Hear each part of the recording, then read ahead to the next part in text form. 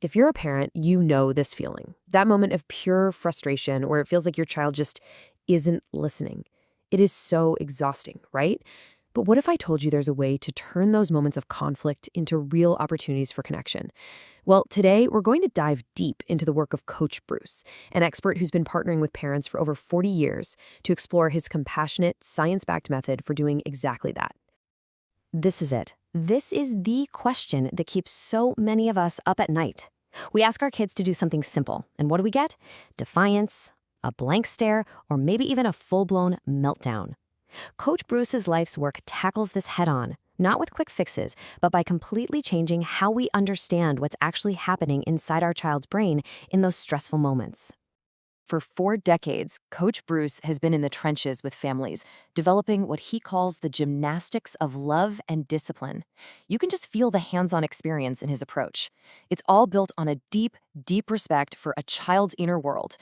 So in this explainer, we're going to walk through his core principles, a method that's really designed to build trust and cooperation from the ground up.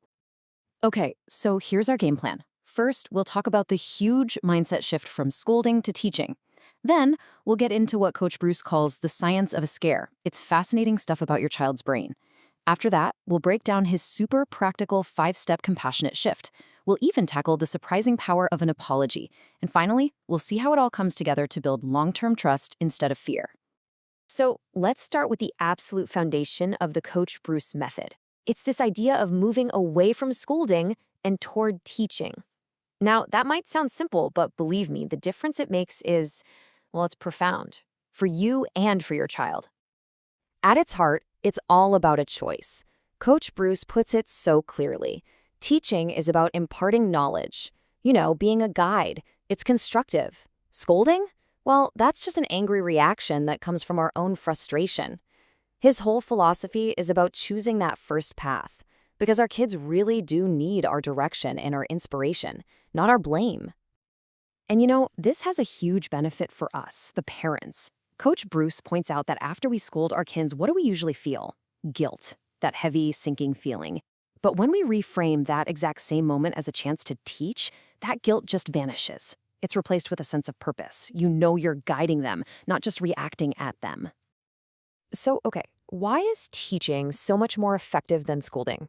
To get that, we really need to look at a little bit of brain science and what happens when a child feels scared or totally overwhelmed. Coach Bruce has this amazing analogy. He calls the reactive survival part of the brain, the amygdala, the scared room.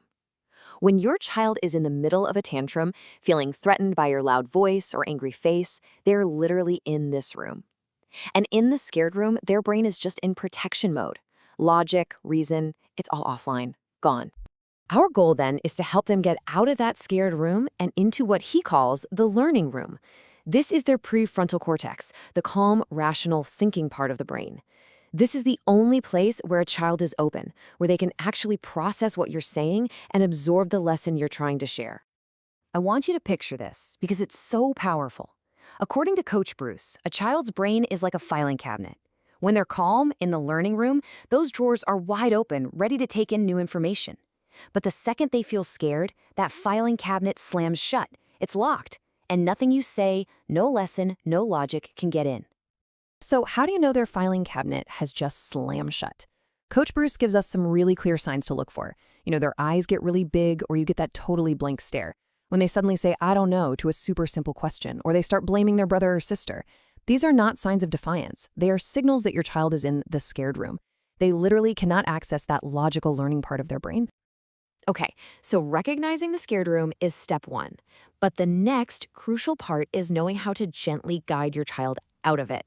And this is where we get to the practical how-to part of the Coach Bruce method, his 5-step compassionate shift.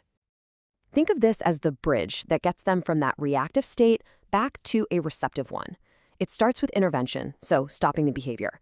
Then comes empathy, an apology, and then this vital step he calls the hug reset for co-regulation.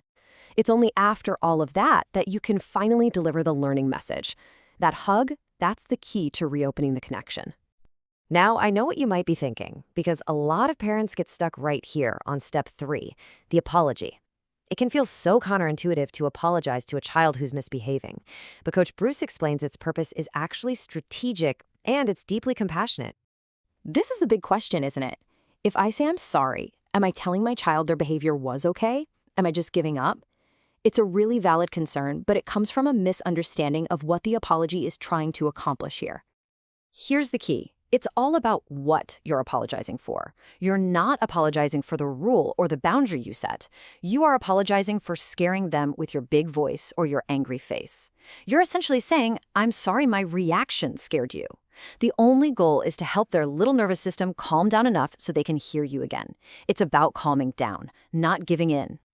That apology, it is literally the golden key that unlocks that slammed shut filing cabinet. It sends a message straight to your child's brain that says, you're safe, I'm on your side, I'm here to help you, not attack you. And that is what makes the hug reset possible and creates that little opening for your lesson to finally land. And that brings us to the ultimate goal of this whole method, because this isn't about winning one little battle over picking up toys. It's about building a foundation of trust that's going to last their entire life. And to make it easier, Coach Bruce gives us some actual word patterns we can use. Simple things like, I didn't mean to scare you, which directly addresses their fear. Or asking, do you need a hug, which offers connection before you try to correct. These aren't magic spells, but they are the literal building blocks of a whole new way of communicating. And here's why this is so important in the long run. Our kids are always learning to predict how we'll react. If our response is always angry, they learn to expect punishment and they live in this state of low-grade fear. But, as Coach Bruce explains, when we consistently use this compassionate method, they learn to predict help. They learn to predict safety. And that is how you build real, lasting trust. So I'll leave you with this one final thought, which is really the heart of Coach Bruce's work. What if we could stop seeing these really tough moments as conflicts we have to win and start seeing them as opportunities? An opportunity to teach, an opportunity to connect, and an opportunity to show our child that no matter what, we are right there to guide them with love and with understanding.